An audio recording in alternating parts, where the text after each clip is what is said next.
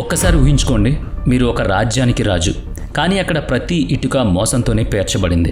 అధికారం కోసం, సింహాసనం కోసం సొంత వాళ్ల రక్తమైనా చిందించడానికి మనుషులు వెనకాడరని మనం వింటూ ఉంటాం. కానీ తన ఆత్మశాంతి కోసం, ధర్మం కోసం తన రాజ్యాన్ని, 100 కోట్ల సంపదని, చివరకు కన్నతల్లిని కూడా శాశ్వతంగా వదిలేసిన ఒక రాజు కథ మీరెప్పుడైనా విన్నారా? యుగాంతంలో ఈ సృష్టి మొత్తం ప్రళయంలో కలిసిపోయినప్పుడు ఆ మహాప్రళయం తర్వాత మిగిలే ఒకే ఒక్క రూపం సాక్షాత్తు ఆ 1000 పడగల అనంతుడు, మన శేషనాగుడు. ఈ కథ మహర్షి కశ్యపుడి 2 భార్యలైన కద్రువ, వినతలతో మొదలవుతుంది. వినతకు అరుణుడు, గరుత్మంతుడు జన్మిస్తే కద్రువకు 1000 శక్తివంతమైన పాములు జన్మించాయి. వాటిలో వాసుకి, తక్షకుడు, కర్కోటకుడు, ప్రలంబుడు, మహాపద్ముడు, నిష్ఠానకుడు, శంఖపిండుడు, మహామంత్రుకుడు లాంటి ఎంతోమంది భయంకరమైన నాగులున్నాయి. వీటన్నిటిలో అందరికంటే పెద్దవాడు, అత్యంత బలవంతుడు శేషనాగుడు. కాలం గడిచింది. పెద్ద కొడుకు కావడంతో నాగలోక సింహాసనం శేషనాగుకి దక్కింది. కానీ ఆ కిరీటం అతనికి వరం కంటే పెద్ద శాపంగా మారింది. శేషనాగుడు పుట్టుకతోనే ఎంతో ధర్మాత్ముడు, కానీ అతని తమ్ములు మాత్రం క్రూరత్వం, అహంకారం, విషంతో నిండిపోయారు. నాగలోకంలో ప్రతిరోజు ఏదో ఒక మోసం, అధర్మం జరుగుతూ ఉండేది. రాజుగా ఉన్న శేషనాగుడు తన తమ్ముళ్లకు సత్యం, ధర్మం గురించి చెప్పడానికి ఎంతో ప్రయత్నించాడు. కానీ ఆ విషసర్పాలకు ధర్మం అంటే ఏంటో అస్సలు అర్థం కాలేదు. నిజం చెప్పాలంటే ఇందులో ఆ పాముల తప్పు మాత్రం లేదు. వాళ్ల తల్లి కద్రువ పెంపకం కూడా అలాగే ఉండేది. తన వాళ్లను సరైన దారిలో పెట్టాలని రాజుగా శేషనాగుడు చేసిన ప్రయత్నాలన్నీ విఫలం. ఒక రాజు అయి ఉండి కూడా తన సొంత వాళ్ల ముందు తలవంచాల్సి వచ్చింది. కానీ ఒక పందెంలో గెలవడం కోసం కన్న తల్లి కద్రువ చేసిన మోసం చూశాక అతని గుండె పగిలిపోయింది.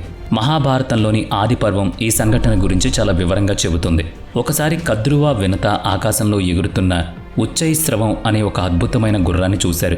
దూరం నుంచి దాని తోక స్పష్టంగా కనిపించలేదు. ఆ గుర్రం తోక తెల్లగా ఉందని వినత అంటే, కాదు నల్లగా ఉందని కద్రువ అహంకారంతో వాదించింది. దీనిపై ఆ 2 సోదరీమణుల మధ్య పందెం కుదిరింది. అందులో ఓడిపోయిన వాళ్ళు గెలిచిన వాళ్లకు జీవితాంతం దాస్యం చెయ్యాలి. పందెంలో తను ఓడిపోవడం ఖాయమని తెలుసుకున్న కద్రువ ఒక భయంకరమైన కుట్ర చేసింది.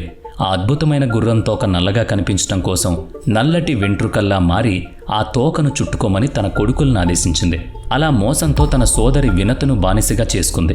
ఈ ఘోరమైన పాపంలో పాలు పంచుకోవడానికి కొంతమంది కొడుకులు నిరాకరించడంతో కద్రువకు విపరీతమైన కోపం వచ్చింది. భవిష్యత్తులో జనమేజయుడు చేసే సర్పయాగంలో మీరంతా కాలి బూడిదవుతారని కన్న కొడుకులకే శాపం ఇచ్చింది. ఆ శాపానికి భయపడి తల్లిని సంతోషపెట్టడం కోసం ఆ పాములు ఆ గుర్రం తోకను చుట్టుకున్నాయి. మరుసటి రోజు ఉదయం కద్రువ, వినత సముద్ర తీరానికి వెళ్లి చూసేసరికి ఆ పాములు చుట్టుకోవడం వల్ల ఆ గుర్రం తోక నిజంగానే నల్లగా కనిపించింది.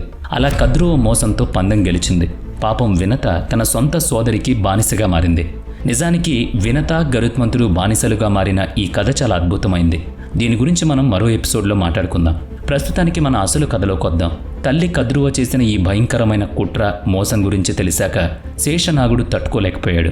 ఒక రాజుగా తాను ఏం చేయలేనని నిస్సహాయ స్థితిలో ఉండిపోయాడు.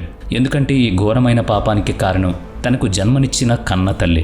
ఈ ఘోరాన్ని చూస్తూ ఊరుకోలేక ఆ మోసాన్ని తీవ్రంగా వ్యతిరేకించేందుకు సొంత కుటుంబమే అతన్ని దూరం పెట్టింది. మోసం, స్వార్థం పునాదుల మీద నిలబడిన కుటుంబంలో రాజుగా ఉండడం తన ఆత్మను తానే చంపుకోవడం లాంటిదని శేషనాగుడికి ఆ క్షణంలో అర్థమైంది. ఒక్క క్షణం కూడా ఆలోచించకుండా ఆ నాగలోక కిరీటాన్ని తీసి విసిరేశాడు. ఒక పీడకల నుంచి బయటపడినట్లుగా తన తల్లిని, తమ్ముళ్లను, ఆ అంతులేని నాగలోక సంపదను అక్కడే వదిలేశాడు. అన్నీ వదిలేసి గంధమాధవ పర్వతాలకు, హిమాలయాల్లోని మంచులోయలకు వెళ్ళిపోయాడు. సొంత వాళ్లే చేసిన మోసానికి అతని గుండె ముక్కలైంది. ఆ బాధను తగ్గించుకోవడానికి అతనికి ఒకే ఒక్క దారి కనిపించింది. అదే కఠోరమైన తపస్సు. గాలిని మాత్రమే ఆహారంగా చేసుకుని తన శరీరాన్ని ఎంతో కష్టపెట్టడం మొదలుపెట్టాడు. చలికాలంలో గడ్డకట్టే మంచు అయినా, వేసవికాలంలో మండిపోయే ఎండలైనా సరే రాయిలా కదలకుండా కూర్చున్నాడు. జీవితాంతం మోసం, స్వార్థం మాత్రమే చూసిన తన రక్తంలోని ఆ విషపూరితమైన వంశపు ఆనవాళ్లను తన కఠోరమైన తపస్సు అనే మంటల్లో కాల్చి బూడిద చేయాలనుకున్నాడు. అతని తపస్సు ఎంత కఠోరంగా ఉందంటే శరీరంలోని మాంసమంతా ఎండిపోయి కేవలం ఎముకలు మిగిలాయి. ఏ స్వార్థం లేని అతని బాధాకరమైన తపస్సు చూసి ఈ సృష్టి మొత్తం చలించింది. అతని కళ్ళు మూసుకునే ఉన్నాయి. మనసు ప్రశాంతంగా శాశ్వతమైన శాంతి వైపు పయనిస్తోంది. అలా వారాలు, నెలలు, సంవత్సరాలు గడిచాయి. చివరికి సృష్టికర్త అయిన బ్రహ్మదేవుడు శేషనాగుడి ముందు ప్రత్యక్షమయ్యాడు. ఓ శేష, నీ తమ్ముళ్ళు చేస్తున్న పాపాలు, అధర్మం వల్ల ఈ భూమి వణికిపోతోంది, తన సమతుల్యతను కోల్పోతోంది అని బ్రహ్మ అన్నాడు. అప్పుడు శేషనాగుడు, దేవా, ఈ విషయం నాకు తెలుసు. నా వాళ్ళు చేస్తున్న పనులకు నా మనసు పశ్చాత్తాపంతో రగిలిపోతోంది. దయచేసి నా జీవిత పరమార్థం ఏంటో, నేను వెళ్లాల్సిన సరైన దారేంటో నాకు చూపించండి అని వేడుకున్నాడు. నీ ఆత్మ చాలా పవిత్రమైంది. నీలో అంతులేని సహనం ఉంది. అందుకే ఈ భూమి భారాన్ని మోసే ఒక గొప్ప బాధ్యతను నీకు అప్పగిస్తున్నాను అని బ్రహ్మదేవుడు వరమిచ్చాడు. అలా ధర్మం కోసం నాగలోకాన్ని, సంపదను, కిరీటాన్ని వదిలేసిన ఆ నాగుల రాజు ఈ సృష్టి మొత్తానికి ఆధారంగా మారాడు. పాతాళానికి వెళ్ళి తన వేలాది పడగల మీద ఈ మొత్తాన్ని మోస్తున్నాడు. భూభారాన్ని మోయడంతోనే శేషనాగుడి ప్రయాణం ఆగిపోలేదు. ఇంత గొప్ప త్యాగం చేసిన తర్వాత కూడా అతని మనసు ఒక ప్రశాంతమైన ఆశ్రయం కోసం పరితపించింది. మోసం, స్వార్థం లేని చోటు కోసం, సత్యానికే ప్రతిరూపమైన ఒక స్వామి కోసం వెతికాడు.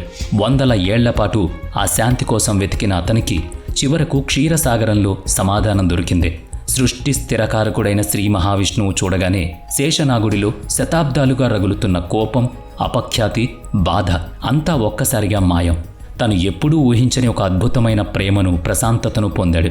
సొంత వాళ్ల విషం, మోసం నుంచి దూరంగా వచ్చిన ఆ నాగుల రాజులోని నిస్వార్థమైన భక్తిని శ్రీహరి గుర్తించి దగ్గరకు తీసుకున్నాడు. ఈ ప్రపంచంలో ఎవరూ లేని వాళ్లకు, సొంత వాళ్లే దూరం పెట్టిన వాళ్లకు ఆ దేవుడే తోడుగా ఉంటాడనేది ఎంత నిజమో కదా.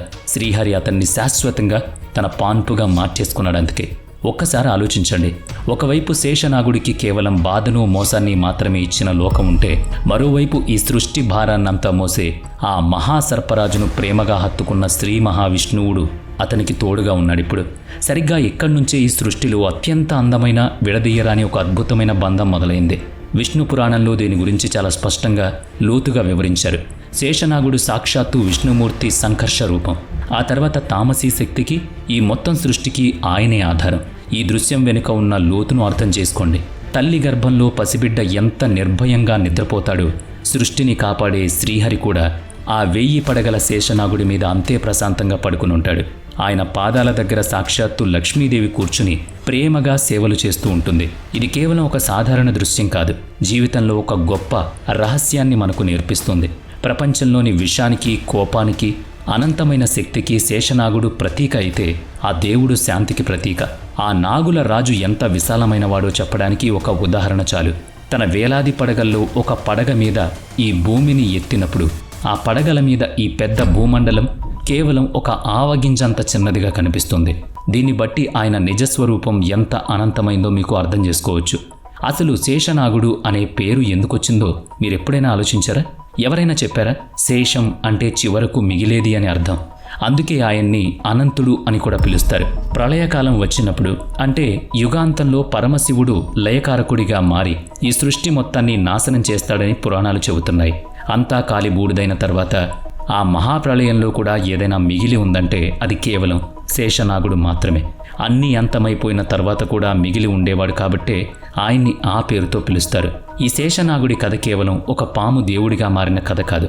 సత్యం వైపు నిలబడినప్పుడు సొంత వాళ్లే మనకు ఎదురు తిరిగితే గుండెలో ఎంత భరించలేని బాధ కలుగుతుందో చెప్పే కథ.